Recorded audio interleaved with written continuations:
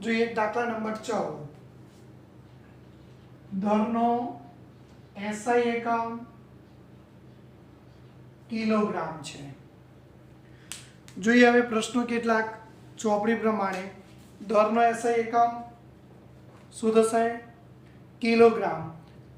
આંતરરાષ્ટ્રીય સ્વીકૃત એટલે કે દુનિયાના બધા દેશો ભેગા થઈને નક્કી કરેલી જે સંસ્થા છે ડી ઇન્ટરનેશનલ ડી યુનિટ એના આધારે નક્કી કરવામાં આવીશ। એની વ્યાખ્યા પણ આપણે જોઈશું હમણાં। પૂર્વગો 15મો દાખલો તમને આવડે છે, તમારે જોઈ લેવાનો છે। 16મા દાખલાની અંદર અર્થસૂચકાંક શું છે સમજાવો એ પણ આપણે જોઈ ગયા, એ પણ તમારે જાતે જોવાનો છે। હવે આપણે દાખલા નંબર 17માં જોવાનો છે। હવે અહીંયા પીપીએમમાં આપેલું છે, જો કે 15 પીપીએમ હતું તો આના આધારે દરમાં ટકા શોધો। તો દરમાં ટકા શોધવા માટે તમારે એક વસ્તુ યાદ રાખવાનો। હવે દરથી ટકાની સાંદ્રતા છે તો જોઈશું આપણે દાખલા નંબર 17। અહીંયા પીપીએમ આપ્યું, પીપીએમ એટલે પાર્ટ પર મિલિયન, પાર્ટ પર મિલિયન।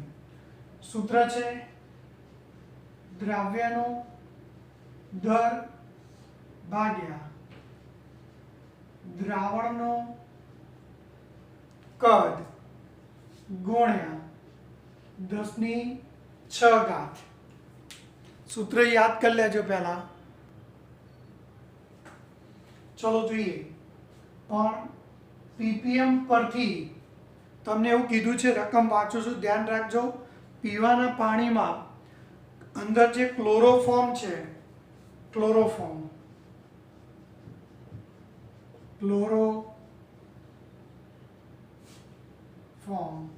સૂત્ર થાય CHCl3। ક્લોરોફોર્મ વડે દૂષિત છે। હવે એ સ્વાભાવિક કેન્સરજન્ય છે, તો એના તમને પીપીએમ આપેલા છે। એવું કહે છે કે કેટલા પીપીએમ વાળું છે દ્રાવણ, 15 પીપીએમ વાળું છે। 15 પીપીએમ દરથી ટકા છે। 15 પીપીએમ પાર્ટ પર મિલિયન છે। હવે હું આ પીપીએમ નું સૂત્રને કન્વર્ટ કરું છું, ધ્યાન રાખજો। પીપીએમ દ્રવ્યનો દર ભાગ્યા દ્રાવણનું કદ। હવે આના બે ભાગ કરો, અહીંયા 100 કરો અને પછી 10⁴ કરો। તો સૂત્ર સાચું કે ખોટું તો જોઈ શકો છો તમે। આની 2 ઘાત, આની 4 ઘાત, એટલે કેટલી ઘાત થશે? કેટલી ઘાત થશે? 6 ઘાત થશે। પણ આને આપણે શું કહેતા હતા? W/V કહેતા હતા। ppm W/V ગુણ્યા 10⁴। એમાં પહેલો શું કીધું છે? દરથી ટકા શોધો। દરથી ટકા શોધો એટલે આપણે W/V શોધવાનું છે। તમને પીપીએમ આપી દીધા 15, W/V શોધવાનો છે ગુણ્યા 10⁴। તો W/V બરાબર 15 ભાગ્યા 10⁴, તો 15 ગુણ્યા 10⁻⁴। થઈ કે ના થઈ? આ થયા ટકા। હવે શું શોધવાનું કીધું છે? એનું મોલાલિટી શોધો। સોરી, અહીંયા યાદ રાખજો મોલાલિટી, પણ હકીકતમાં મોલાલિટી પહેલાં શોધતા પહેલાં તમારે આનો અણુભાર શોધવો પડે। અણુભાર શું થશે? અણુભાર કાર્બન, એક હાઇડ્રોજન, 3 ક્લોરીન છે। કાર્બનનો ભાર, હાઇડ્રોજનનો 1, ક્લોરીનનો 35.5। આનો ગુણાકાર ભાગાકાર કરશો તો 100 ને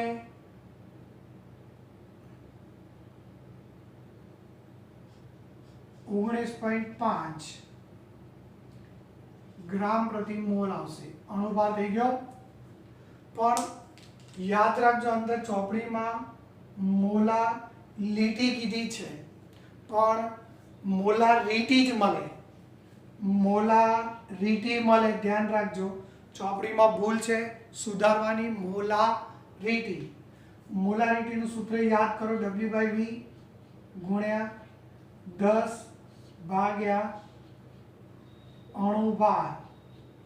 આ સૂત્ર મૂકીને પણ એની ગણતરી તમે કરી શકો.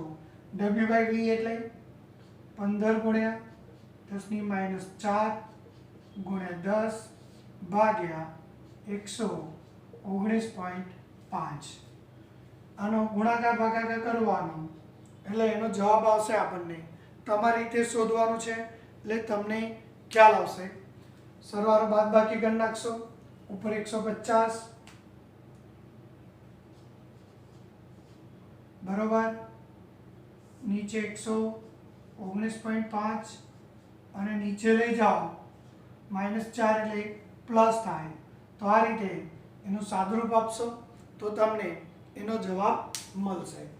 આનો જે જવાબ આવે એ તમારે અહીંયા લખવાનો છે. પણ યાદ રાખજો, દાખલા નંબર 2 માં એવું કીધું છે કે મોલાલિટી શોધો, પણ મોલાલિટી ક્યારે શોધી શકાય નહીં. કારણ કે જો તમે W/W પણ શોધ્યો હોત તો નીચેનો W તો દ્રાવણનું દર આવે. પેલામાં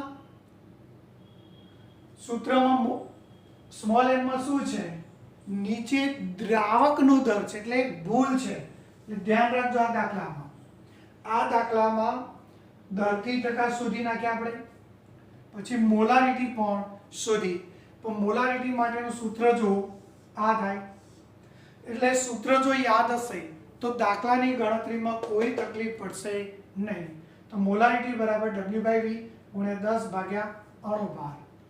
તે જ રીતે W/V નો જવાબ તમને આ રીતે જોવા મળશે. તો ફરીથી ppm નું સૂત્ર નથી આપ્યું ચોપડીમાં તમારે, એટલે આ યાદ કરી લેવાનું. ppm એટલે દ્રાવ્યનું દર, એ ગ્રામમાં હોય, કદ મિલીમાં હોય, ગુણ્યા 10⁶ કરો એટલે આપણને ppm મળશે. ppm મતલબ પાર્ટ પર મિલિયન. ફરીથી ધ્યાન રાખજો, દાખલામાં તો ppm ના સૂત્રને આપણે કન્વર્ટ કર્યું તો આને W/V કહેવાય. તો એના પરથી W/V શોધ્યો, W/V પરથી મોલારિટી શોધી.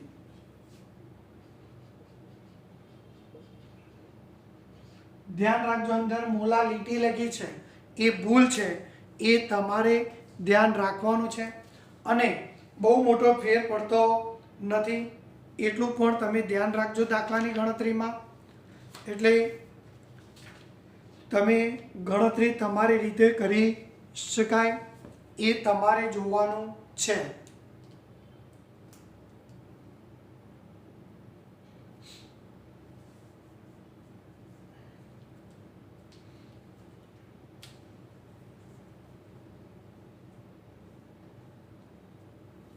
તો આ રીતે આની ગણતરી કરીશું.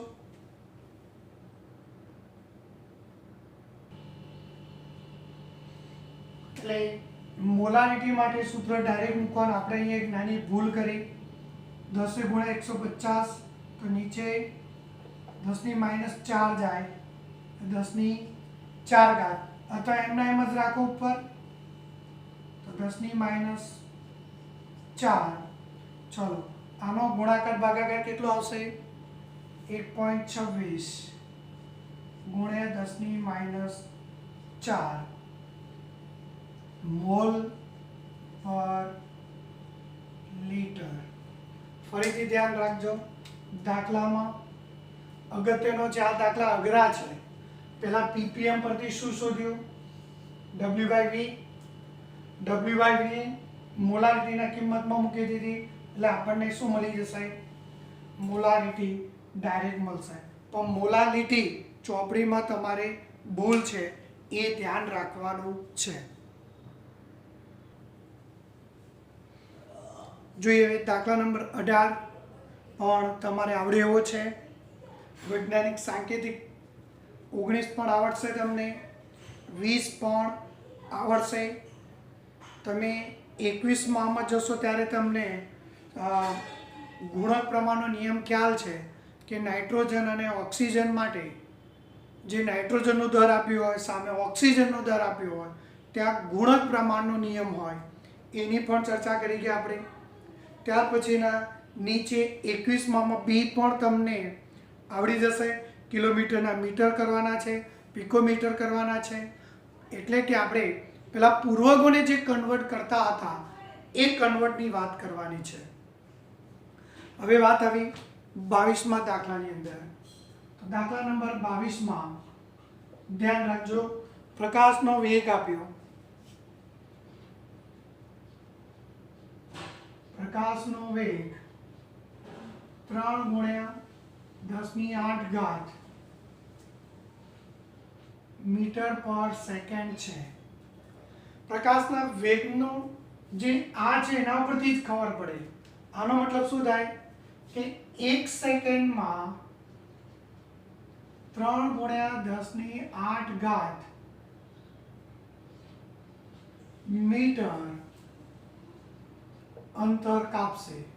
પ્રકાશ, આનો મતલબ શું થયો?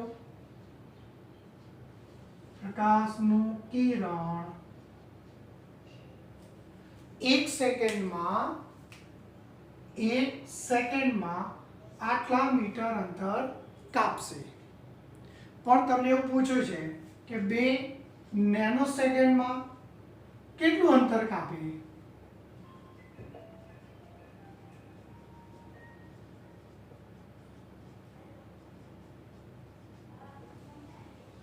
તો આ 2 નેનો સેકન્ડની આપણે અહીંયા વાત કરવાની છે. તો 1 સેકન્ડમાં આટલું અંતર કાપે તો પહેલા નેનો સેકન્ડને સેકન્ડમાં કન્વર્ટ કરી નાખીએ. તો 2 નેનો સેકન્ડ, તો નેનોની કિંમત મૂકી દો 2 × 10⁻9 શું થશે? સેકન્ડ થશે. તો અહીંયા આપણે શું લખવાનું? 2 × 10⁻9 સેકન્ડમાં કેટલું અંતર કાપશે? 1 સેકન્ડમાં આટલું. તો નેનોની જગ્યાએ ખાલી કિંમત મૂકી દો તો નેનો સેકન્ડના સેકન્ડ થઈ જશે. તો 2 × 10⁻9 ગુણ્યા 3 × 10⁸ ભાગ્યા 1. તો 3 × 2 = 6 ગુણ્યા 10⁻1 એટલે 0.6 મીટર અંતર કાપશે. એટલે આ રીતે તમારે ધ્યાન રાખવાનું છે. કેટલું અંતર કાપશે? 0.6 મીટર અંતર કાપશે. પણ મતલબ આને સમજવાનું છે તમારે. પ્રકાશનો વેગ 3 × 10⁸ એટલે કે 1 સેકન્ડમાં આટલા મીટર અંતર કાપે. તો નેનો સેકન્ડમાં કીધું છે. 2 નેનો સેકન્ડ એટલે આટલા સેકન્ડ થાય. તો આટલા સેકન્ડમાં કેટલું અંતર કાપશે તો શોધી શકાય. હવે આપણે જોઈએ દાખલા નંબર 23.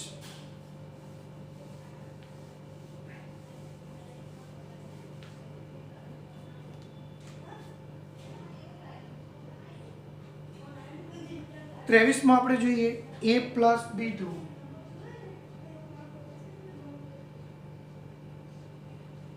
તો ab2 થાય, સમીકરણ આપ્યું છે.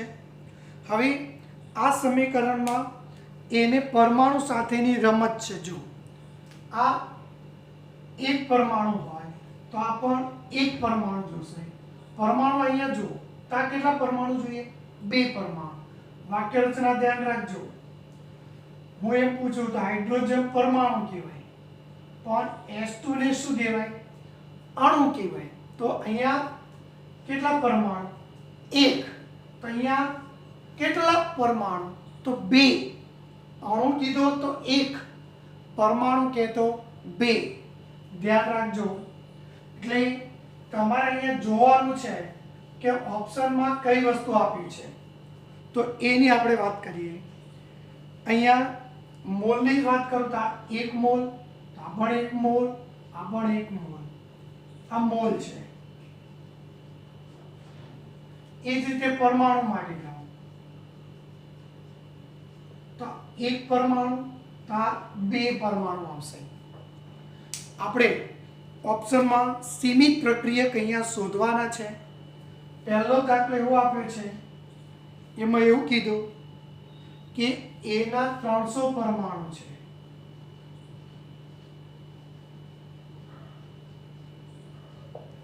A ના 300 પરમાણુ અને B ના 200 અણુ કીધા. અણુ ધ્યાન રાખજો, આને અણુ જ કહેવાય. આમ તો અણુ અહીંયા જો આ 1 પરમાણુ જોઈએ તો કેટલા પરમાણુ જોઈએ? 2. અણુની વાત કરે તો 1 અણુ કહેવાય આને. વાક્ય રચના ધ્યાન રાખજો. એ 300 પરમાણુ જોઈએ, જો એક યા 2 પરમાણુ જોઈએ તો 300 યા કેટલો જોઈએ? 600 પરમાણુ જોઈએ. 300 પરમાણુ જોઈએ, એ કેટલા આપ્યા? 200 અણુ આપ્યા છે. જો યાદ રાખજો, 200 અણુનો મતલબ શું થાય? 400 પરમાણુ થાય. એટલે અહીંયા જો, તો અહીંયા એકે 2 જોઈએ, એકે 2 પરમાણુ જોઈએ, તો 300 એ કેટલા જોઈએ? તો અહીંયા લખવાનું A 300 B એકે 2 પરમાણુ, તો 300 એ કેટલા? તો 300 ગુણ્યા 2 બરાબર 600 પરમાણુ. પણ હકીકતમાં અહીંયા કેટલા પરમાણુ આપ્યા? કેટલા પરમાણુ આપ્યા? 400 પરમાણુ આપ્યા. 400 પરમાણુ આપ્યા એનો મતલબ શું થયો?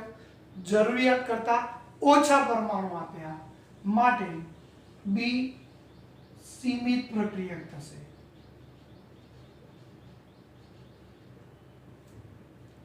ચલો ત્યારબાદ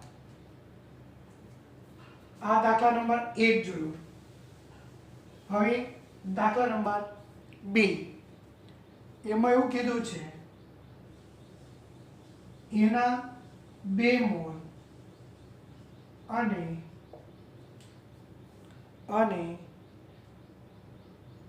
3 મોલ બી છે. 3 મોલ બી કીધું. જો બી, B2 નહીં, બી કીધા. એટલે કે આ 2 મોલ હોય તો આ કેટલા મોલ જોઈએ? તો એની વાત કરીએ આપણે. એ 1 મોલ, જો B2 નથી કીધું, બી કીધું છે, તો આ 2 મોલ જોઈએ. આ 1 મોલ હોય, B2 કીધું હોત અને અહીંયા 3 મોલ B2, તો આપણે અહીંયા B2 લખા અને અહીંયા 1 કરતા.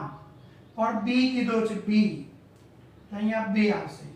1 મોલે 2 મોલ, તો 2 મોલ માટે કેટલા? તો 2 દુ 4 મોલ જોઈએ. પણ તમને આપ્યા કેટલા? 3 મોલ, એટલે કે જરૂરિયાત કરતા ઓછો આપ્યો. માટે આ દાખલા નંબર 2 માં પણ બી શું થશે? સીમિત પ્રક્રિયક થશે. ચલો દાખલા નંબર 3 માં જાઓ. એ ના પરમાણુ એ 100 પરમાણુ, બી પણ બીના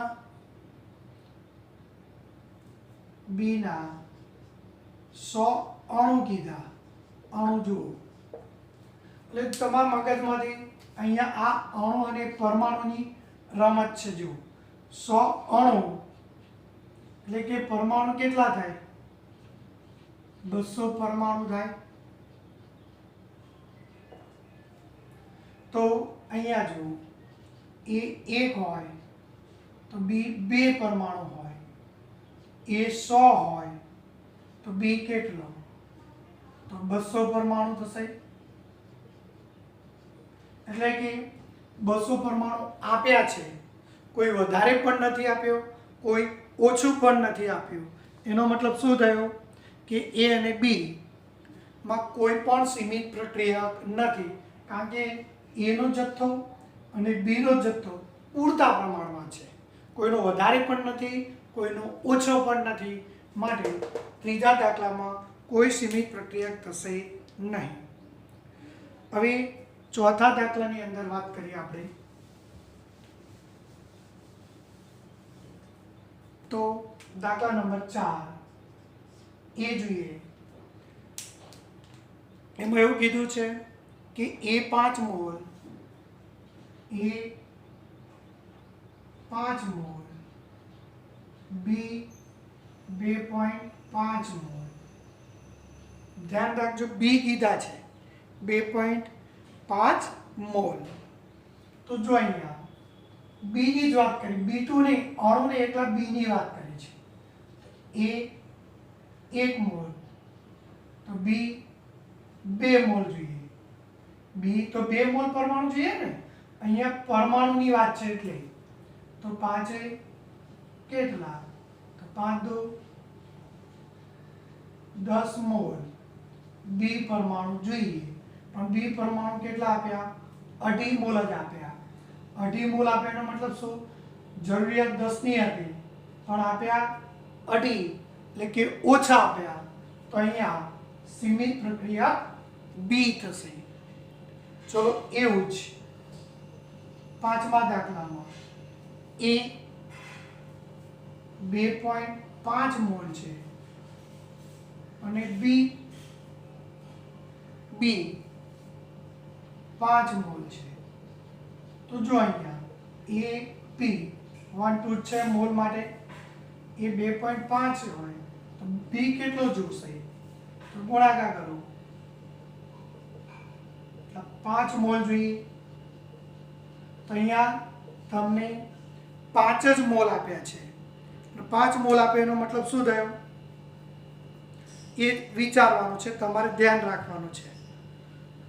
વિચારો, ચલો શું આપ્યું કહેવાય.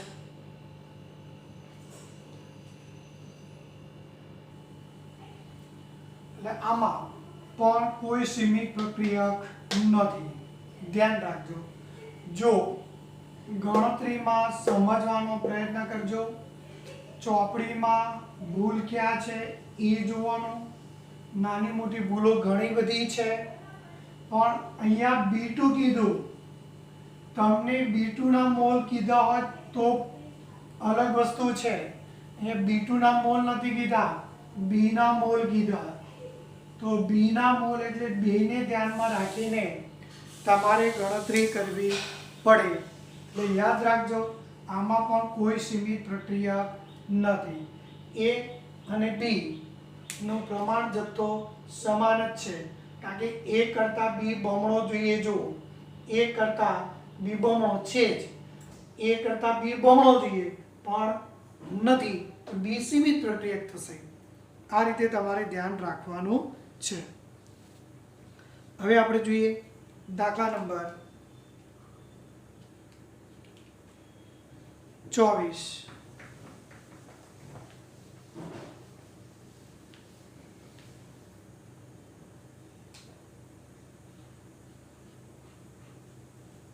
ચોઈસમાં આપણને એક સમીકરણ આપ્યું, N2 plus 3S2 gives 2NS3. એમાં એવું કીધું છે કે બે નાઇટ્રોજન હાઇડ્રોજન પ્રક્રિયા ઉત્પન્ન થતો એમોનિયાનો દર શોધો. અહીંયા યાદ રાખજો, નાઇટ્રોજન આપ્યો છે પહેલા દાખલામાં 2 ગુણ્યા 10⁻³ ગ્રામ. ચલો હાઇડ્રોજન આપ્યો છે તમને 1 ગુણ્યા 10⁻³ ગ્રામ. ગ્રામની જગ્યાએ કિલોગ્રામ કરો તો પણ ચાલે, કારણ કે 1000 છે એટલે 2 કિલોગ્રામ આપ્યા.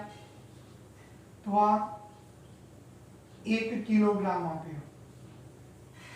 તો જો અહીંયા આ 14 દુ 28 ગ્રામ થાય, 3 દુ 6 ગ્રામ થાય, અહીંયા 32 ગ્રામ થાય.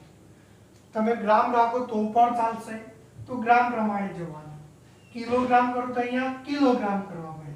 28 કિલોગ્રામ, 6 કિલોગ્રામ, તો આ 32 કિલોગ્રામ.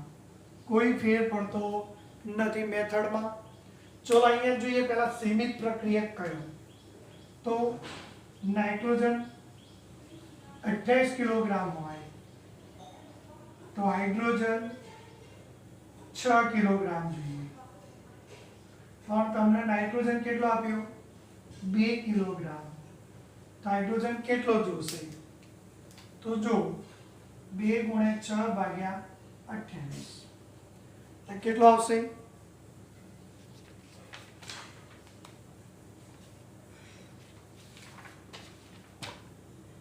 0.43 કિલોગ્રામ આવશે. આટલો હાઇડ્રોજન જોઈએ, પણ હાઇડ્રોજન કેટલો આપ્યો તમને? 1 કિલો. એટલે કે જરૂરિયાત કરતાં વધારે છે. એટલે કે હાઇડ્રોજન વધારે છે તો ઓછું કોણ હોય? નાઇટ્રોજન. મતલબ સીમિત પ્રક્રિયા કોણ થશે? સીમિત પ્રક્રિયક નાઇટ્રોજન બને છે. એટલે કે હવે નિપજ કોણ નક્કી કરશે? તો નાઇટ્રોજન. તો નાઇટ્રોજન કેટલો? 28 કિલોગ્રામ. તો એમોનિયા કેટલો બનશે? 32 કિલોગ્રામ. પણ નાઇટ્રોજન તમારે આવે કેટલો? Nitrogen 2 kilogram. એમોનિયા કેટલો બનશે? તો જોઈ લે અંદર 2 × 32 / 28 તો કેટલો બનશે?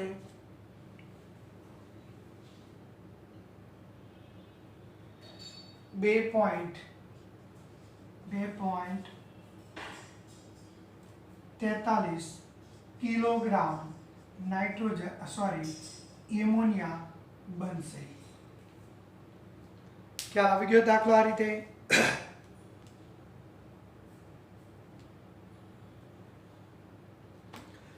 ફરીથી એકવાર અહીંયા આપણે નાઇટ્રોજનના ગ્રામ આપ્યા, તો ગ્રામના આપણે શું કર્યા? કિલોગ્રામ કરી દીધા. એટલે કે ગુણાકાર ભાગાકાર સહેલો પડે એટલા માટે. સમીકરણ ગ્રામને આધારે જ આપ મૂકવાનું, પણ કિલોગ્રામ કરવા હોય તો પણ કરી શકાય. પણ નાઇટ્રોજન 2 કિલોગ્રામે, હાઇડ્રોજન તો 0.43 કિલોગ્રામ જોતો હતો. કેટલો જોતો હતો? 0.43 કિલોગ્રામ. પણ આપ્યો કેટલો? 1 કિલોગ્રામ. એટલે કે વધારે આપ્યો. વધારે આપ્યો એનો મતલબ શું થયો? કે નાઇટ્રોજન ઓછો આપ્યો. નાઇટ્રોજન જેનું પ્રમાણ ઓછું હોય એને સીમિત પ્રક્રિયક કહેવાય. અને સીમિત પ્રક્રિયક કોણ નક્કી કરશે? નિપજ. તો આ 28 32 તો 2 kg કેટલા? તો આ રીતે એની ગણતરી કરી શકાય.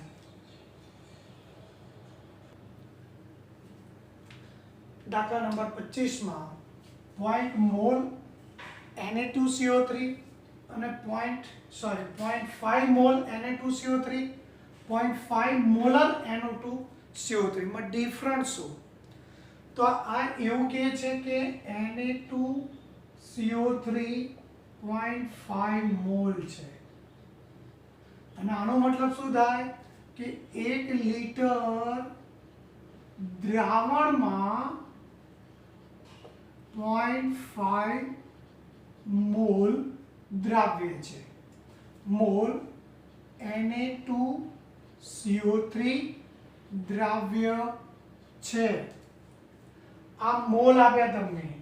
મોલનું દર કરવું હોય તો અણુભાર વડે ગુણી નાખવાનું. આનો અણુભાર થાય 106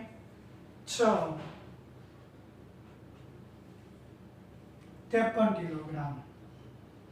પણ આ 53 કિલોગ્રામ અલગ છે. એ દ્રાવણની વાત કરી નથી.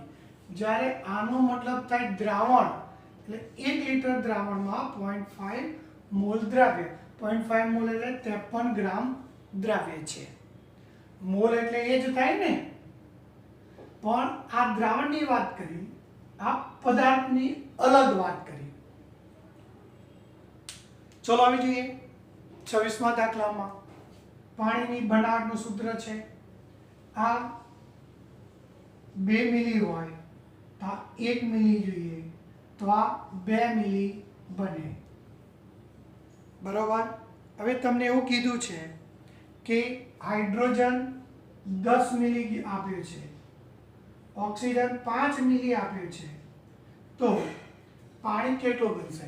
તો અહીંયા જોઈ શકો છો કે આ 2 હોય ત્યારે 1 છે, એટલે આના કરતાં અડધો હોય, અડધો જ જોઈએ. આ 10 મિલી આપ્યું હાઇડ્રોજન તો 5 મિલી જ જોઈએ, ફિક્સ જ આપ્યું છે. કોઈ વધારે પણ નથી આપ્યો, કોઈ ઓછો પણ નથી આપ્યો, એટલે કે કોઈ સીમિત પ્રક્રિયા નથી. તો કોઈ પણને આધારે ગણતરી કરી શકો. 1 મિલીએ 2 મિલી તો 5 મિલીએ કેટલા? તો 5 ગુણ્યા 2 ભાગ્યા 1 બરાબર 5 દુ 10 મિલી પાણીની બાષ્પ બનશે. પાણીની બાષ્પ 10 મિલી બનશે. ચલો હવે જોઈએ દાખલા નંબર 27. પાયાના એકમમાં ફેરવવાનું છે, આમ પિકોમીટર છે, 28.7 પિકોમીટર. એટલે પિકોની વેલ્યુ લખો તો શું થશે? 28.7 ગુણ્યા 10 ની -12 મીટર. પણ હજુ પોઈન્ટ અહીંયા લઈ જવું છે તો 2.87. તો પોઈન્ટ આ બાજુ જાય, પોઈન્ટ ડાબી બાજુ જાય તો ધન ઘાત ઉમેરાય, એટલે 1 પોઈન્ટ ખસ્યો તો 1 ધન ઉમેરો તો -11 થશે. તો આ રીતે કન્વર્ટ કરવાના છે. એમાં બીજું જોઈએ આપણે 15.15 છે, 15 પિકોમીટર મતલબ 15.15 માઇનસ તો શું થશે? 1.15.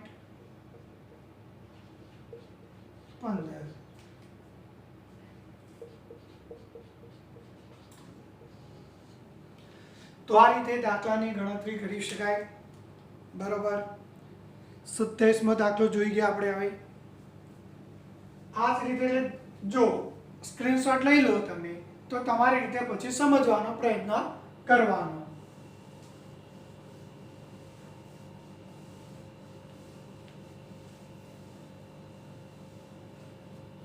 હવે 28મા દાખલામાં પરમાણુની સંખ્યા શોધવાની છે.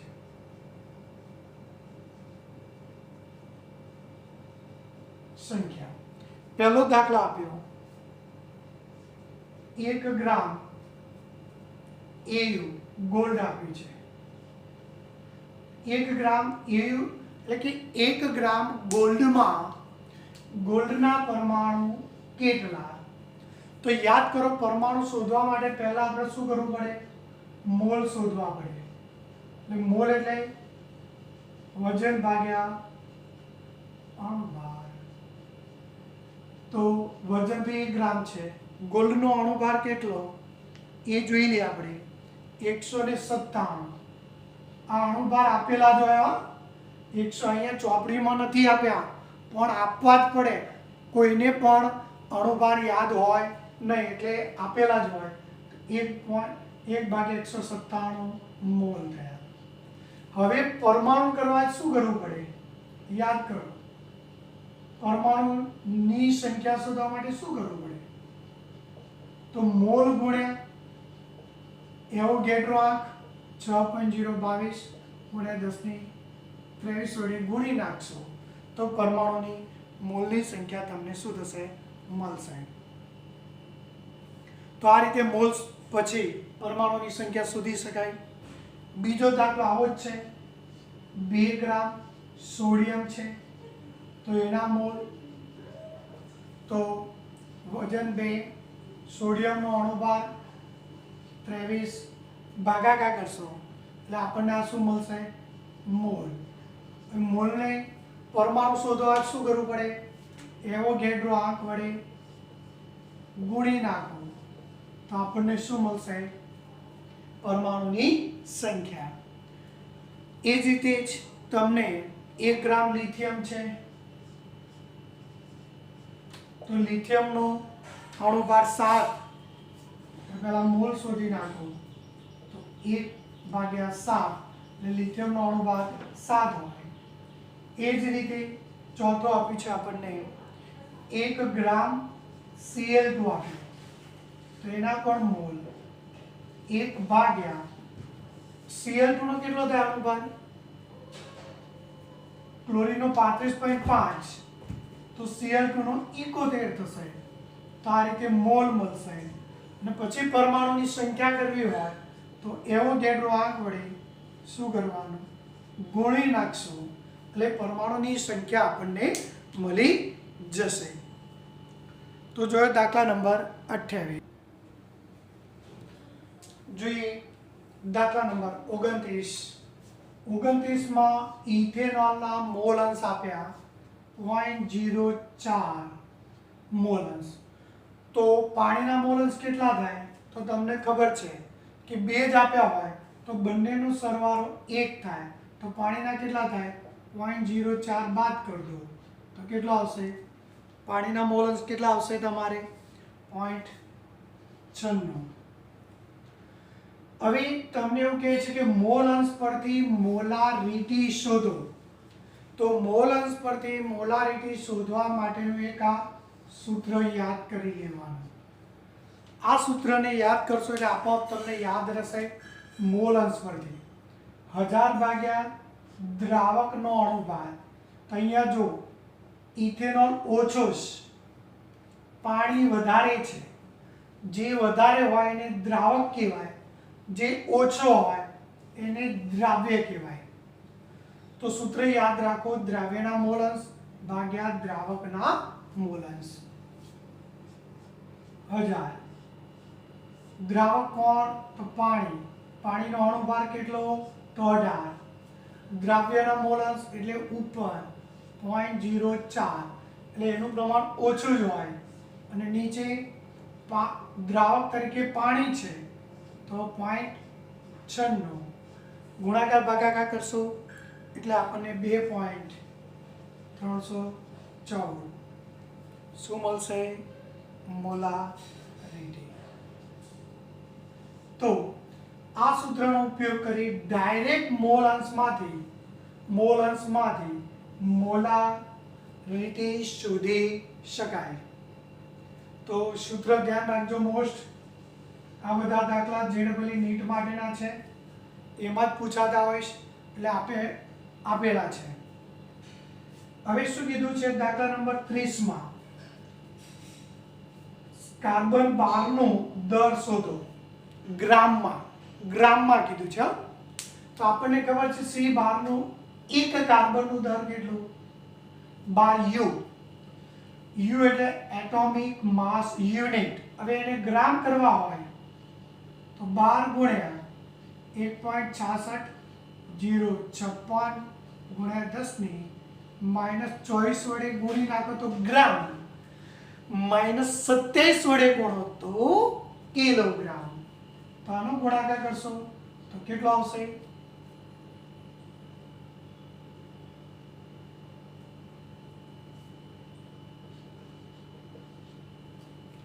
92648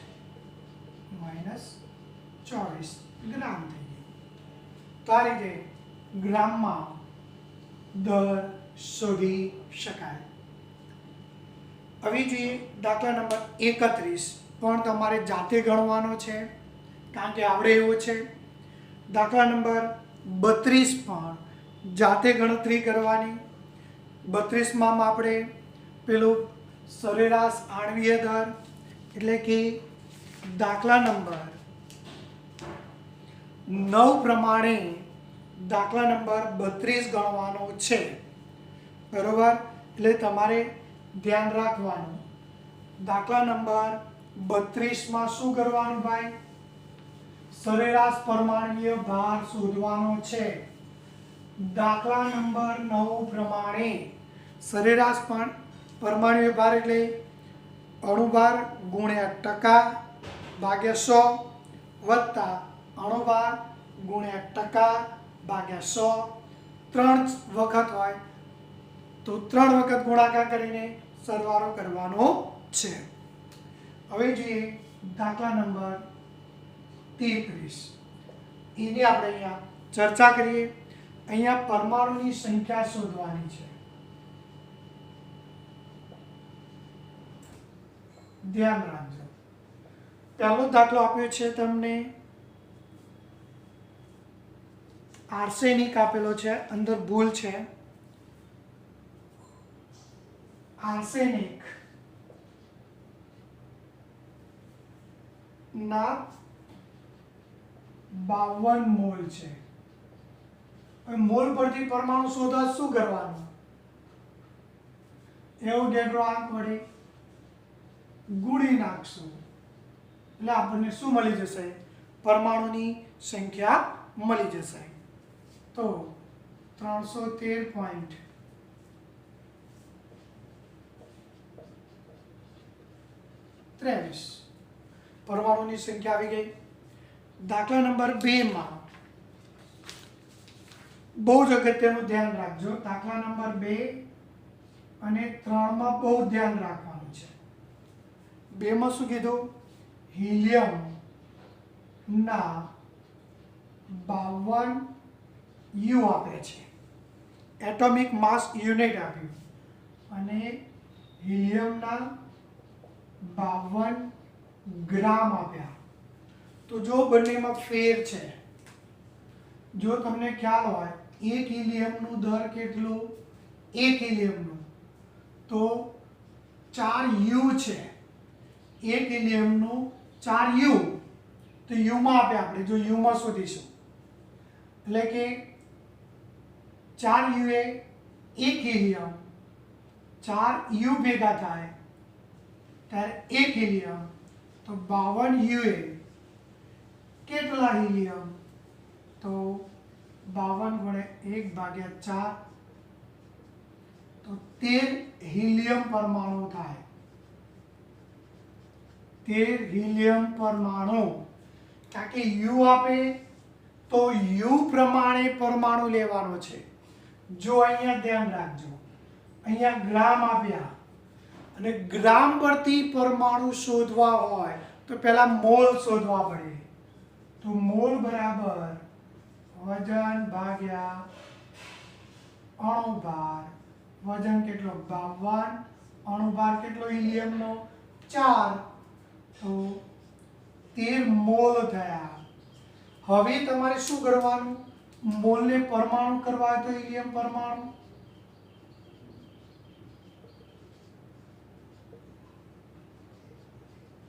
તો 13 ગુણ્યા એવોગેડ્રો આંક કરવાનો છે, અને એવોગેડ્રો આંક વડે ગુણી નાખશો એટલે તમને હિલિયમ પરમાણુની સંખ્યા મળી જશે.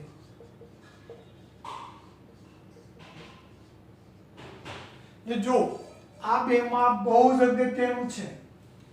ગ્રામ આપે તો મોલ કરો, અને મોલ શોધ્યા પછી જ પરમાણુની સંખ્યા મળે.